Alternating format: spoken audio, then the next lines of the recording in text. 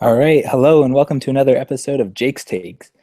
This is a weekly look at a NWSL game of the week that we've chosen through our Twitter on Woso Off the Post. My name is Jake. I am bringing you this week the Seattle Reign versus the Boston Breakers breakdown. So I will get right to it. Pretty low-key game, really. When you think about it, Boston has been on the schneid for quite some time, and Seattle came into this game and really looking for a confidence boost. And I think they got the 3 points, but it really wasn't the convincing victory that they really wanted. Without the presence of their new old signing of Nahomi Kawasumi, I don't think they would have gotten all 3 points against a very defensive-oriented Boston. So I will get right into it and start with the starting lineups. Very familiar 4-2-3-1 from Boston. One thing to note is that Beckman in the middle there, she kind of floated around in that number 10 role. She kind of floated wide. Shulgard came in centrally, and Kai Simon also kind of floated around. So, this was the shape of the formation, but throughout the game, it wasn't necessarily those players in those specific positions that kind of floated around and kind of went where they needed to go. Also, the two central midfielders there, the way they dropped defensively, it almost created, they almost had situations where they had four players right on top of each other as central defenders, and really clogging things up for Seattle, who their game plan was very attack oriented and tried to really throttle the game. So that's a Boston starting 11 for you. If we move to the Seattle lineup, we will see a very similar picture from what we've seen from them this season. They're missing their U.S. players. Boston's only missing Engen. Seattle really is only missing Hope Solo. And the way I've thrown this lineup together, it's very deliberate. You'll notice that I've got Jess Fishlock and Kim Little pushed very high away from their defenders. Notice we've got the new player Kawasumi there on the wing, and she was really the player of the game and really the difference maker in this match. And this formation, this 4-3-3 that Seattle have is very it's very familiar now to most NWSL fans, and I think that when they're playing against a team that's very defensive oriented and very packed, they're struggling this season to break them down and really allow Kim Little to exert her normal influence on the game. So we'll kind of get in that a little bit as we go forward. We'll start with a general overview. I've got a pretty good opening shot from the opening few minutes of the game to show kind of what the formations look like against each other. If my computer would ever load the next photo. This is a game where, formationally, Boston was clearly looking to defend deep and not allow a cascade of goals to flood in like they did against their last game, which was the 7-1 throttling by the Western New York Flash, who are in my eyes, the surprise package of the season. And they're really proving a lot of people wrong, even though, they had a new coach late. They had players that the coach didn't necessarily think fit the system. And, Boston just got steamrolled by them, who are, that was a team that's really starting to click. And Boston is heading the opposite direction, where they've got players asking to leave. They have no real team identity other than they kind of had this culture of losing, which is, as a locker room, it's hard to shake that. So really going on the road here, Seattle Reign's only lost once in their time at Memorial Stadium to another very defensive oriented Sky Blue that day. But the game plan was clearly not to concede a lot of goals. And, this is an opening picture of the starting lineups, and you can really see Boston's four defenders there. Angela Salem and I believe that's Rachel Wood there. Those two in the middle. Beckman's on the ball with the three. She's in a line of three, and then there's one up top. And then for Seattle, back four, they got Keelan Winters and Jess Fishlock tucked over. They got the wingers really far wide. Kim Little's underneath the striker, Amanda Mellis. So, again, as we see, this is Boston getting over the halfway line, but really there's not a lot of options for them. They kind of get squeezed out quickly by Seattle, and it was a case of Seattle really possessing most of this game and really not allowing Boston to really build up anything. So here's the first goal came here at the 13th, 14th minute. Just a ball that got closed down by, I believe that is Barnes on the far side there. She just read it well. And that's how this play started. We move a little bit forward. She picks a pass out to Kawasumi, who's now dribbling forward, really looking to go into that space. This is not, your typical Seattle buildup. It was a very direct play. It involves, I think, a total of 1-2 passes and then a cross that gets misdirected. So here we go. Kawasumi on the ball halfway, and she's going to go forward with it. It's a very direct play. You think Boston should be able to handle a direct run like this. They've got their defensive posture and in play. I haven't clicked the wrong button.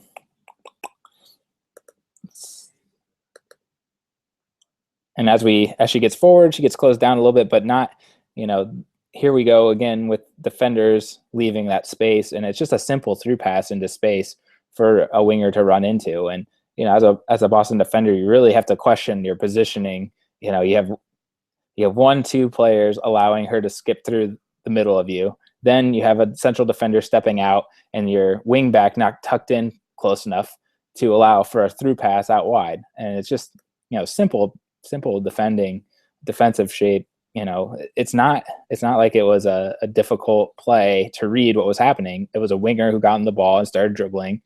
And then there's another player who's in position to collect a through pass and not enough awareness from the defenders to close it down. And really, this was, the story of their defensive breakdowns was just simple mistakes and simple play from Seattle really unlocked the stagnant defense. So here we go. The ball gets played wide. Now it's coming in the middle. Julie King is in a good spot to clear this, but she overruns it and kind of half-ass kicks it, and it deflects off of her and goes straight up the middle. I've highlighted Naho running at the top of the box, who has lost her defender, even though she was surrounded by 4 players at one point. Now she is in clear space, has plenty of room to run into. What Boston's defensive posture is up to at this point, who knows? Julie King after the play is really kicking herself because she missed this clearance. And, as one of the senior members of the team, you really need her to step up. She's, I believe, 3rd or 4th most appearances for the club. We can't, there's no question of her commitment to the team, but when you consistently have players in there that are making mistakes like this, you can't let sentiment really affect you. This is this is going to be another long season for the Breakers. We're halfway point here, and it was a simple 2-3 pass play. Seattle moves the ball 60 yards, and Naho gets into space. When you had her tracked at the halfway line. How this happens. You really have to look at yourself and question what the hell is going on, really. It's very disappointing defensively, and really Seattle punishes them, and it's frustrating to see that a team like Boston is falling apart so easily this season, because I actually had them pegged as a team that might be on the rise. They had some new players in, new head coach. He was really going to instill this new style the play and really stick to it. You know, a couple weeks ago, I looked at them and, you know, it's just the same things over and over again. And they lost McCall Zerboni to a trade, and all of a sudden they've gone completely to pieces. You know, was Zerboni really holding together that midfield that well? I mean, from the basis of the last few games, you know, they have not been able to keep goals out at all. So you really have to look at the players really need to look at themselves and see what it needs to be done. And I think more player transactions need to happen for this team to really compete at all in this level, because, you know, we're at the halfway point and they have four points, one from a 0-0 draw and one where it's a or maybe it was a 1-1 draw. I apologize if I missed that, but the first game, you know, their first win is a goal from your central defender off a set piece. You know, it's not really something that you want to see. You want your strikers to score. You want your difference makers to make the difference. And when you're depending on Whitney Engen to score your goal to win you a game and not win a game after that, you know, it's really depressing. Side rant on the Breakers is done, and now I will continue this analysis on the tactics here. You know, again, the goal goes in, and here we go with Boston's really deep shape. You see one of the central two there from that line of two dropping in, practically becoming another central defender, and really clogging things up. You know, this game really turned into Boston closing up shop. You know, after the goal went in, they did much better defensively, I will say, forcing Seattle into wide positions. But when you're Seattle, you're on the goal. You're not really in a position where you're being threatened. You know, it's not necessarily awful that happened. You know, the back line of four really forced play to either go backwards or to the sides. And, you know, the first week of the season, Sky Blue, that was what they did to keep Seattle off the board for such a long time and allowed them to score twice. And they were able to counter to effect and really take it to Seattle. Now, this game, there were a ton of crosses, and it was because of situations like this where Boston did a good job of forcing the play wide, not allowing combination play in that zone right at the top of the box, that D. You see the number of players that are in that area. There's at least 5, you know, maybe 6, and there's no way that Seattle can play through that. So that is the reason I have highlighted that instance of the game. You know, here we go, 43rd minute. Again, just playing out of the back. This is going to be a play where actually this is one of the best passing sequences of the game for Seattle. Sorry, I was trying to remember what I was going to say about this, but it just starts in the back, simple passes. Just Fishlock looking over there to keep the play going. Just simple number of passes is going to go through here. Doesn't get forward, goes backwards. Keelan Winners. You know, just keeping the play moving, keeping the ball moving. There's players that are moving off the ball into space. This is the Seattle team that you really want to see. This passing sequence was the epitome of the game. It's going to result in, I believe, a Kim Little chance here at the other end. You know, the ball gets played into the middle as they go forward. See, that is Kim Little on the ball right there, actually. And we go forward a little bit more. You know, again, this is Boston's shape. Even though they're in this deep, compact shape, it allows the ball to go wide, and it's going to result in a cross. And that was really the bread and butter for Seattle this game, was the combination play, get the ball wide, cross it in, and see what you can do. And it resulted in Boston being very compact in the middle. You know, again, I highlighted there's only 16 yards of space between their defensive line and their bank of 3 at the top. And I mean, really, Beckman's there on an island. But you know, the 9 players of Boston really did an effective job of keeping Seattle and forcing them to go wide. You know, this is a chance where Seattle get the ball wide, but they're gonna make something of it no matter what. The ball goes wide. Here it comes. I believe that's Kim Little there. He's going to get on the end of this. And she's going to, I believe, hit the crossbar in this instance. And really it was the best passing sequence of the game. And you really wish you would have scored that one compared to the 2 goals that were scored, because those were, more direct plays and not really the Seattle combination style of play that you really want to see. Again, here we go again with this. The ball goes wide. Seattle, 1, 2, 3, 4, 5 players looking to crash into the box. And really, when I was watching this, I was thinking of the game between Germany and Italy in the Euros recently. Italy is a team that was playing with 5 at the back, 5-3-2 formation, and Germany matched them and decided to push instead of playing their normal, 4. I believe they're playing 4-2-3-1. They went with a 3 in the back and pushed 5 into midfield and 2 up top. And so it was really, a situation where they're matching Italy's players player for player. And here again, you see Seattle's midfield really looking to push forward and outnumber the Boston defenders, for these crosses. And really, if you're a Seattle fan, I'm not sure that you really want to see a ton of crosses in a game like this. You really want to look for combination play. You don't want to have to just throw it in the box and hope for the best. And really, that's why this game was so kind of boring to watch, was because exactly what was going to happen. Seattle was going to keep possession, force it wide, and then pump it into the box. And it was really kind of a boring game to watch, in my opinion. David Moyes at Manchester United got lamented for, playing a game against Fulham where I think they had a record number of crosses that game. And, when that's your game plan is, when things aren't working to a T, you just resort to thumping the ball in from crossing.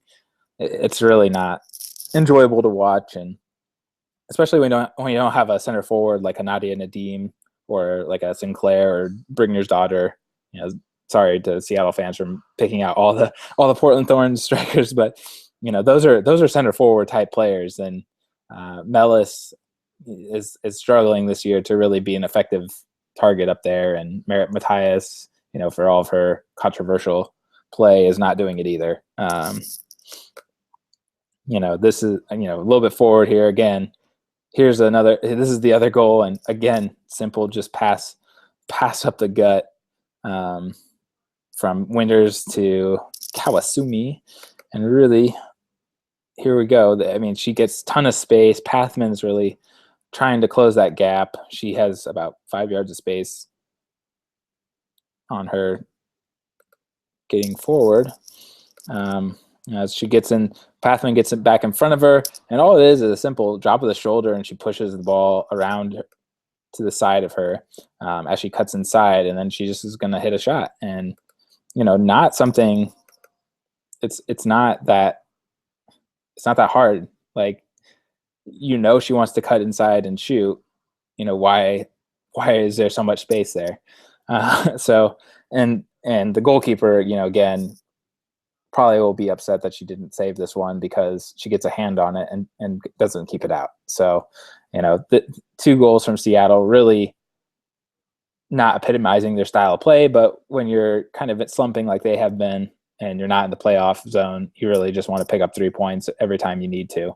And when you're playing Boston at home, you have to get 3 points, and that's how they got up today. So, this is not if you're looking for a game to witness the Seattle passing game really exert itself, and you want to epitomize their style of play and Laura Harvey's tactics, this is not the game for it. It was really dour and boring. And, they're playing a Boston team that has they're very much lacking identity at the moment as a club, and really nothing is clicking. Players are forgetting basic defensive principles of, not allowing your player to cut inside and shoot, not not closing down people on the dribble, not not tracking runners.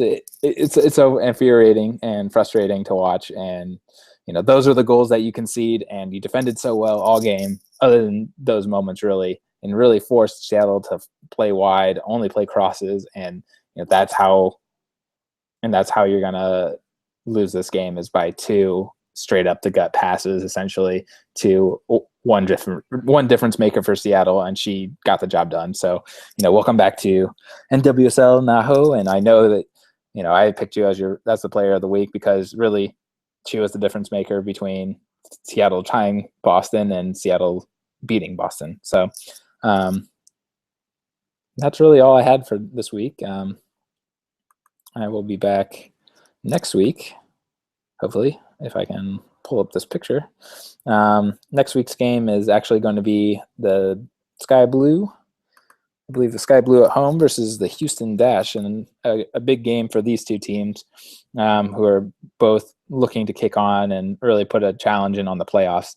Both are outside the playoff zone. Houston, surprisingly, because they had such a great start to the season with the big win against Chicago, but since then really fallen off on everything. There's one win since that game, and Sky Blue is a team that nobody really thought would have stuck around this long in the playoff hunt, and they're beating teams on the road when no one expects them, in Washington and Seattle. So it'll be a fun game to watch, and hopefully even without all the national team players and players gone for the Olympics, that it'll still be a fun game to watch. So tune in next week, and hope you get to watch some of the NWSL actions, and also get to check out the women's national team versus South Africa on Saturday in Chicago.